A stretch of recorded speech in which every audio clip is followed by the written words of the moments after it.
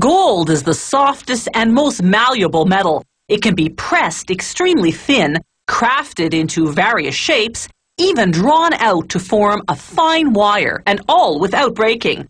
Gold isn't affected by water or oxygen as many metals are, so it doesn't rust or tarnish either. Most gold comes from lode deposits, also called vein deposits, concentrations of gold and other metals in the cracks of rocks.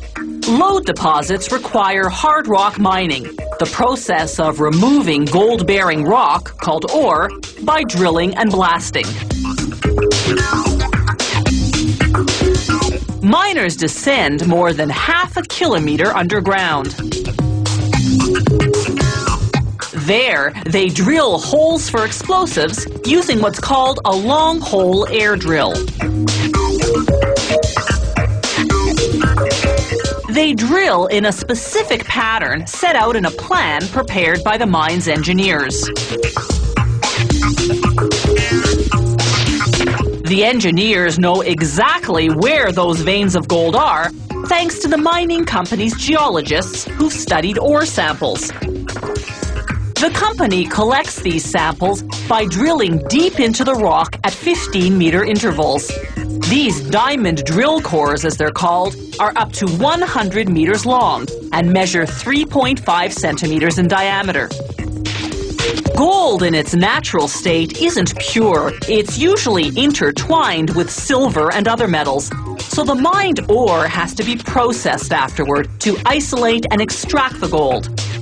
A metric ton of ore yields only about 6.5 grams of gold. After blasting the rock apart with explosives, miners use what's called a muck machine to transfer the ore to cars headed to the main shaft and then above ground to the mill. There, a crusher reduces the large chunks into smaller rocks about the size of road gravel. A mill then pulverizes them to the texture of beach sand. The factory adds a water and cyanide solution, then another mill grinds it further into a mud-like pulp. The pulp flows into large settling tanks. The wet solids, being heavier, sink to the bottom. The water at the top drains to another area. They transfer the wet solids to an agitation tank and blow in air. The oxygen sets off a chemical reaction between the cyanide and the gold trapped in the ore, triggering the gold to dissolve and leach into the surrounding water.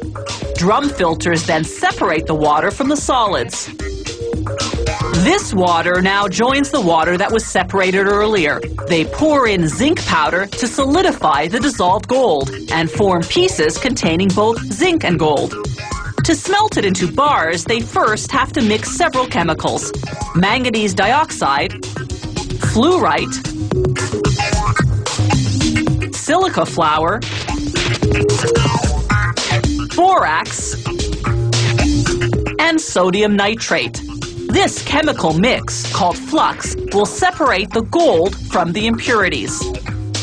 They pour it into the smelter, whose temperature is a fiery 1600 degrees Celsius.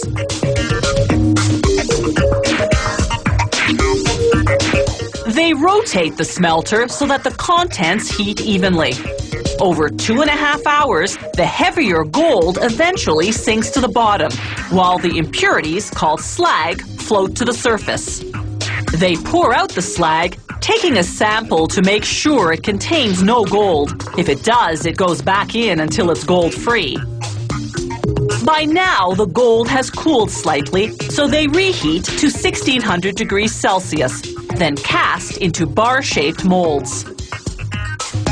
The gold takes about 4 minutes to solidify, then another hour to cool completely in a basin of cold water. They extract the gold bars from the molds and clean off any slag residue. Gold bars are also called ingots. At this stage, the gold is 80% pure. The Royal Canadian Mint will refine it to 99.9%, the international gold standard.